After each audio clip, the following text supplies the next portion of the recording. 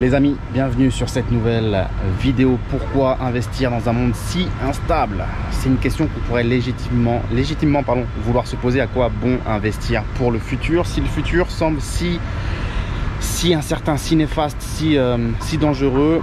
Dans cette vidéo on va parler de tout ça. Et on va surtout terminer cette vidéo sur une note positive. Donc reste bien jusqu'à la fin parce que je vais te faire une démonstration par A plus B que le monde ne va pas si mal que ça. Je sais qu'il y a beaucoup de peur en ce moment sur différents sujets qu'on va évoquer dans la vidéo.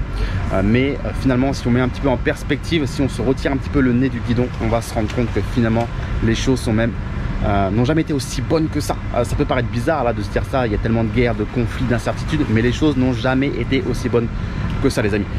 Ici, rien n'est instable. On est chez tonton Marriott, frérot, au Ritz-Carlton. Je te fais cette petite vidéo tranquillement là dans ma cabane, frérot, dans ma cabane avant d'aller dîner. Parce que je suis souvent inspiré dans ce genre de lieu. Je me suis mis quelques petites notes sous le nez. J'espère que les enfants derrière ne font pas trop de bruit à sauter dans la piscine. Mais après tout, mieux vaut un peu de vie de ce genre là plutôt que la mort. On reste dans le thème, frérot. Je fais le dépressif. Bon les amis, pourquoi on investit? On n'investit pas pour gagner de l'argent. On investit pour la liberté. Alors ça peut paraître bizarre de quelqu'un qui est au Ritz-Carlton dans une chambre qui coûte 500 $ de dire qu'on n'investit pas pour l'argent. Et évidemment l'argent est là pour t'apporter des expériences et des choses sympas, que ce soit de l'hôtel, des voyages ou que sais-je, des restaurants, peu importe ce que tu aimes faire. Mais il faut surtout d'abord investir dans l'objectif, dans la vision de se dire je vais m'apporter de la liberté de pouvoir faire ce que je veux, quand je veux, où je veux, avec qui je veux. Et surtout je vais pouvoir dire non à qui que ce soit si j'ai envie de lui dire non et que ça ne me plaît pas. Aujourd'hui il y a plein de gens qui ne peuvent pas dire non et qui sont obligés de dire oui de force parce que s'ils disent pas oui, ils sont dans la merde. Aujourd'hui le monde, comme on le disait dans la vidéo, il est de plus en plus instable. Il faut savoir que moi ici en Indonésie ou même partout où je voyage en fait, j'ai commencé à voyager sérieusement il y a 7-8 ans. Et en fait quand je disais il y a 7-8 ans je suis français, les gens me disaient waouh, la France, la Tour Eiffel, la nourriture, quoi d'autre, le foot, Mbappé, ce que tu veux. Enfin, on parlait en bien de la France. Aujourd'hui quand je dis que je suis français, j'ai déjà beaucoup moins de bonnes réactions positives et très rapidement j'ai des réactions du style j'ai entendu dire que. Et quand ça commence comme ça, je sais déjà ce qu'on va me dire parce que tout le monde me dit pareil, que ce soit l'Amérique du Sud, l'Amérique latine, l'Asie du Sud-Est, partout dans le monde, j'ai entendu dire que Paris c'était dangereux. J'ai entendu dire que les gens à Paris n'étaient pas très sympas. J'ai entendu dire que sous la Tour Eiffel, il n'y avait que des Africains qui vendent des trucs. J'ai entendu dire qu'il y avait beaucoup de pickpockets à Paris. Et même parfois on me cite des histoires réelles de gens qui sont allés à Paris, qui se sont fait voler des trucs et pour qui ça s'est mal passé. J'ai entendu dire que vous avez beaucoup d'immigration. On ne me dit plus rien de positif. Et en réalité, ils ont raison. Ils ont raison, c'est un constat. Hein. Encore une fois, je n'apporte pas de jugement de valeur à ça. Ils ont raison, il y a une insécurité qui est croissante en Europe, malheureusement. À mon avis, un excès d'immigration de faible qualité. Aujourd'hui, on offre trop à des gens qui nous apportent pas grand chose. Donc si t'importes, encore une fois, il y a des gens qui disent voilà, si t'importes le tiers-monde, t'obtiens le tiers-monde. C'est un petit peu ce qui se passe en Europe, puisque en parallèle, tu as tous les bons cerveaux qui se barrent, qui fuient en fait. Moi, je veux pas avoir la prétention de dire que je suis un bon cerveau, mais je pense que par rapport à la moyenne des gens, je percute un peu plus que la moyenne, je crée plus de la valeur, je crée plus de valeur pour une économie que la moyenne des gens. Et malheureusement, je suis parti, non par, on va dire, je suis français avant tout, toi. Mais j'ai été forcé à partir, on va dire, de par en fait, le respect qu'on ne me donnait pas en France ou la fiscalité ou plein d'autres choses, toi. Donc ça c'est une réalité, il y a de l'insécurité croissante en Europe, on l'a vu également avec le conflit Ukraine-Russie, etc. Il y a eu de la spoliation de biens, des choses qu'on pensait impensables en Europe avec le respect du droit de la propriété. On a vu des comptes en banque fermés, des propriétés saisies, des exchanges crypto clôturés. J'ai même le cas d'un client à moi qui a un nom à consonance russe mais qui n'est pas du tout russe et qui a été en fait bloqué par Coinbase, exchange crypto, où on lui a demandé plein d'informations, de justifier un petit peu, de refaire un KYC finalement pour prouver qu'il n'était pas russe, alors qu'il n'était pas du tout russe, que le compte était vide, qu'il était inactif depuis un petit moment en plus. Bref, quelque chose de totalement bizarre. On a vu récemment aussi dans les pays nordiques et au UK des gens se faire condamner, des gens lambda se faire condamner parce que ils avaient dit des choses sur les réseaux sociaux anti-gouvernement, anti-politique, juste un tweet, un truc comme ça, et prendre des condamnations des gens lambda, des monsieur, madame, tout le monde, alors qu'en parallèle il y a des gens qui commettent des crimes qui sont trop faiblement punis en Europe à mon goût.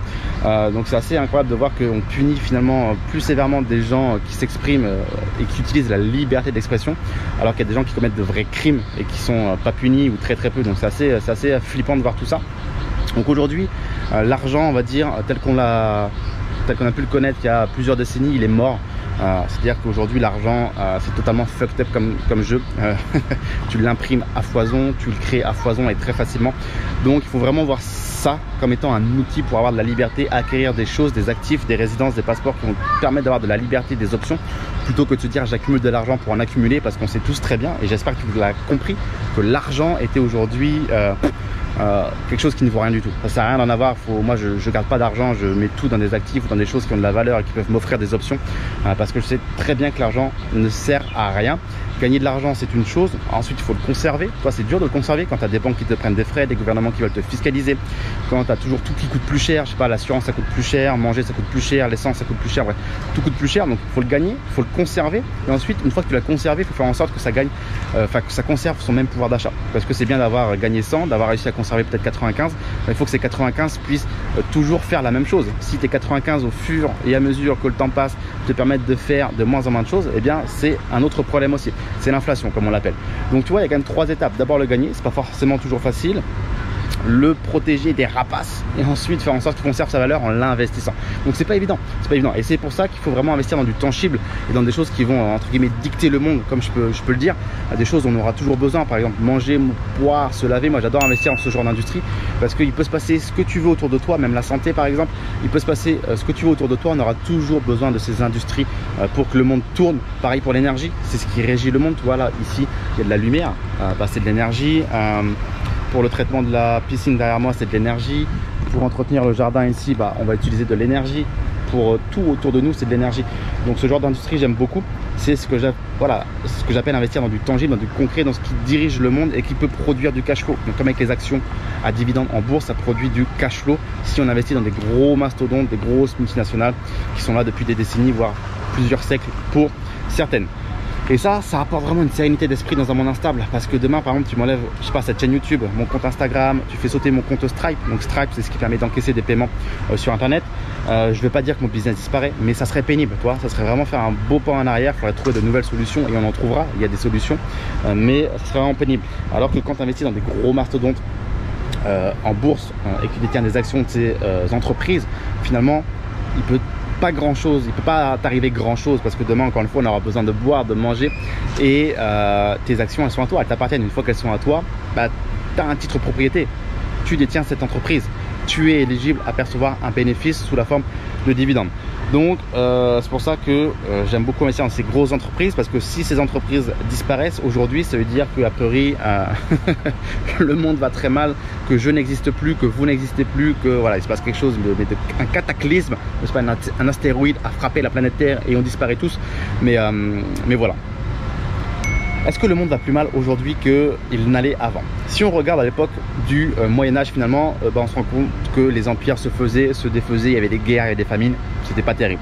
Si on regarde dans l'époque moderne, dans le monde moderne tel qu'on le connaît un petit peu plus, nous, de notre côté, un peu plus récemment, il y a eu la Renaissance, il y a eu la révolution industrielle, il y a eu pas mal de révolutions politiques en France, aux États-Unis, il y a eu des guerres mondiales, il y en a quand même eu 2. Peut-être bientôt 3, on ne sait pas, on verra. Dieu seul sait, on verra ce que ça donne. Mais en fait, la réalité, c'est qu'aujourd'hui, le gros problème d'après moi, c'est qu'on est dans un monde qui est extrêmement connecté. Voilà, vraiment international, mondialisé, où tout a, entre guillemets, des embranchements les uns aux autres. Donc on est vraiment dans un monde globalisé et tout se propage très vite. Il y a une propagation extrêmement puissante et rapide, notamment grâce aux technologies et à Internet. On travaille avec tout le monde, avec les pays du monde entier. Et en fait aujourd'hui les risques sont un peu différents. On a des risques technologiques, on a des conflits commerciaux, par exemple on a des hacks qui peuvent venir impacter des infrastructures logistiques, des hôpitaux, la distribution d'électricité, d'énergie, des choses comme ça. Donc c'est vraiment un monde qui est, je vais dire, qui est plus sur de la guerre, on va dire vraiment pure et dure, où on prend les armes et on va se fusiller. Ça existe encore, on le voit très bien, c'est aux portes de l'Europe et dans plein de parties du monde, encore une fois, aujourd'hui, même maintenant aujourd'hui. Donc ça existe encore, mais il y a d'autres risques qui sont intervenus, comme technologiques, commerciaux, où on peut vraiment embêter, on va dire, ses concurrents, ses ennemis par d'autres typologies de guerre. Donc ça c'est vraiment quelque chose. Il y a également quelque chose d'important à comprendre et qui est dur à accepter pour les Français, c'est que la domination occidentale, l'hégémonie occidentale aujourd'hui, elle s'érode.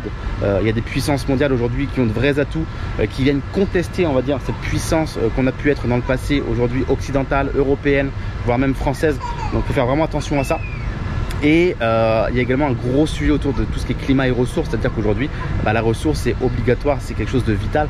Donc il y a des tensions autour de tout ça parce que si la ressource elle est plus rare, eh bien on est prêt à tout ou à plus de choses pour garder ou obtenir ces ressources. Donc c'est ce qui crée aussi beaucoup de tensions dans le monde aujourd'hui. Et finalement, vous voyez, aujourd'hui je m'exprime à toi via Internet, via YouTube, via cette chaîne YouTube, c'est génial, Instagram et compagnie. Mais Internet c'est aussi un outil, on va dire, de propagande et de désinformation. C'est-à-dire que manipuler les masses, les cerveaux, faire croire des choses, même moi à mon échelle, j'essaie de vous faire croire des choses sur l'argent, sur l'investissement, sur l'importance d'investir, de ne pas trop faire confiance aux autres, au gouvernement, d'être responsable de sa propre vie. Alors j'ai l'impression de transmettre de bonnes valeurs, de bonnes choses. J'ai pas l'impression d'être néfaste ou toxique en vous partageant ce genre de valeurs, mais en tout cas Internet peut être toxique et il y a des gens qui peuvent se servir de cet outil pour faire de la propagande, de la désinformation, et ça c'est vraiment quelque chose qu'il faut avoir en tête. Donc aujourd'hui, j'essaie de me redresser, j'ai l'impression de m'affaler. Il y a vraiment beaucoup de peurs. Il y a les peurs militaires qu'on a un petit peu évoquées à l'instant. Si je vous parle de certains pays comme, je sais pas, Ukraine, Russie, Iran, Pakistan, Israël, États-Unis, Taïwan, la Syrie récemment, je pense que ça vous évoque des choses pas forcément toujours très joyeuses, donc c'est une réalité. Il y a des peurs autour de la santé. On a connu la pandémie de 2020. Je pense qu'il y a beaucoup de gens qui ont été marqués par ça et qui se disent qu'un deuxième épisode pourrait ressurgir. Alors, Covid-19 ou pas, mais quelque chose de similaire, des épidémies, pourquoi pas, ça pourrait ressurvenir. Il y a des peurs économiques. Aujourd'hui, il y a beaucoup de métiers qui sont à risque par l'intelligence artificielle. Moi, j'ai envie de te dire, j'investis dans l'intelligence artificielle, donc je vois mon potentiel financier, mais je comprends que des gens qui voient leur métier menacé par l'intelligence artificielle, ça peut faire peur.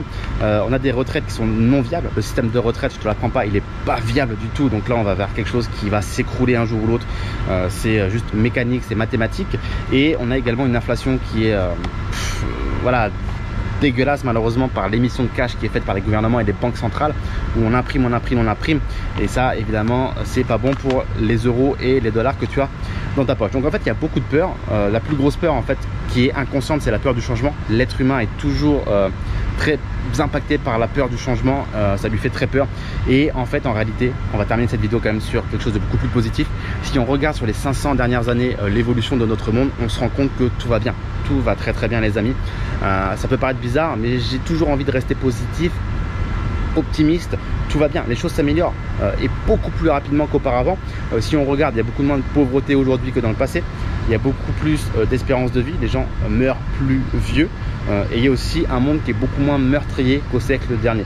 Donc globalement, on a cette impression que tout va mal parce que également les médias s'emparent de tout ce qui va mal pour faire du buzz et vendre des publicités, des choses comme ça. C'est leur business. Ils font que relayer le négatif parce qu'il y a des études qui démontrent que, comme on vient de le dire à l'instant, les cerveaux humains sont beaucoup plus impactés par le négatif que par le positif. Donc les médias s'en emparent, ne relayent que les news négatives pour faire plus d'audience et donc plus d'argent. Mais en réalité, c'est juste une impression. Les marchés financiers également répliquent ce qui se passe dans l'humanité, finalement les hauts et les bas. Les bas sont toujours plus impressionnants que les hauts, donc ils sont beaucoup plus pricés dans les cours de bourse et dans les indices, mais en réalité tout va bien. La vision long terme elle est réconfortante parce qu'en fait ce qui se passe c'est qu'on s'en rend pas compte peut-être, mais on transmet toutes nos connaissances aux prochaines générations, que ce soit des langues, des connaissances techniques, des compétences, tout ça c'est documenté dans des livres et maintenant sur tout ce qui est internet et des vidéos, des contenus en ligne, etc. Donc tout ça c'est transmis et on s'en rend pas compte, mais le monde s'améliore, le monde se développe et le monde va quand même de mieux en mieux, même s'il y a des épisodes où il y a des tensions, où les êtres humains se chamaillent, se tabassent. Globalement ça va quand même beaucoup, ça va, pardon, j'en perds mes mots, ça va de mieux en mieux. Également quand on regarde, pour terminer cette vidéo, les Dividend Kings, à l'heure de cette vidéo il y a 53 Dividend Kings, donc c'est des entreprises qui ont augmenté leurs dividendes pendant 50 ans de suite. Donc c'est un très très beau résultat, c'est quelque chose qui se fait pas par hasard. Et en fait on se rend compte qu'il y a aussi 22 actions qui ont un historique de versement du dividende situé entre 40 et 49 années. Donc si on fait les maths, ça veut dire que dans la prochaine décennie on a un potentiel de 75 Dividend Kings. Donc le nombre de Dividend Kings augmente et le nombre de business en fait qui est en capacité d'augmenter aujourd'hui ces dividendes de façon croissante et régulière, il augmente. Donc ça aussi c'est quelque chose de rassurant, c'est-à-dire qu'on a de plus en plus de business qui sont stables, de plus en plus de business qui sont matures, de plus en plus de business qui font des bénéfices croissants et réguliers et qui sont en capacité d'augmenter leurs dividendes année après année. Donc dans la prochaine décennie, moi je pense très clairement qu'on aura à peu près 70 entreprises qui seront des Dividend Kings, là où aujourd'hui on en a 53. Donc toi aussi c'est quelque chose qui confirme que globalement tout ne va pas si mal et qu'on a quand même de belles entreprises aujourd'hui dans ce monde qui sont en mesure de verser de jolis dividendes à leurs actionnaires. Donc les amis, on a commencé cette vidéo sur une note vraiment très négative, mais j'aimerais vraiment la terminer sur une note plutôt positive. Tout n'est pas rose dans ce monde, encore une fois, on le sait tous très bien, c'est un monde compliqué, il faut se battre en permanence, il faut protéger ses avoirs, il faut être smart, comprendre vers où va le monde ou essayer de le deviner. Mais voilà, restez positifs les amis, faites les efforts maintenant qui vous payeront toute une vie et même au-delà sur les prochaines générations pour vos enfants. Investissez en bourse, je pense que c'est aujourd'hui le meilleur outil pour créer de la richesse à long terme. J'ai dans la barre de la description pas mal de ressources qui devraient pouvoir vous aider d'ailleurs dans ce sens pour investir dans les actions à dividendes telles que je le fais moi, dans des mastodontes de l'industrie qui étaient là quand j'étais pas né et qui seront là quand je serai mort sans aucun doute. Et ces entreprises vont pouvoir vous permettre d'ajouter de la sérénité finalement à votre vie. Et je pense que c'est tout ce dont on a envie aujourd'hui pour nous et sa famille. Donc voilà les amis, je vous dis à très vite. Lisez bien la barre de la description. S'il y a la moindre question, je suis disponible dans les commentaires ci-dessous. Et je vous dis à très vite en direct de l'Indonésie les amis.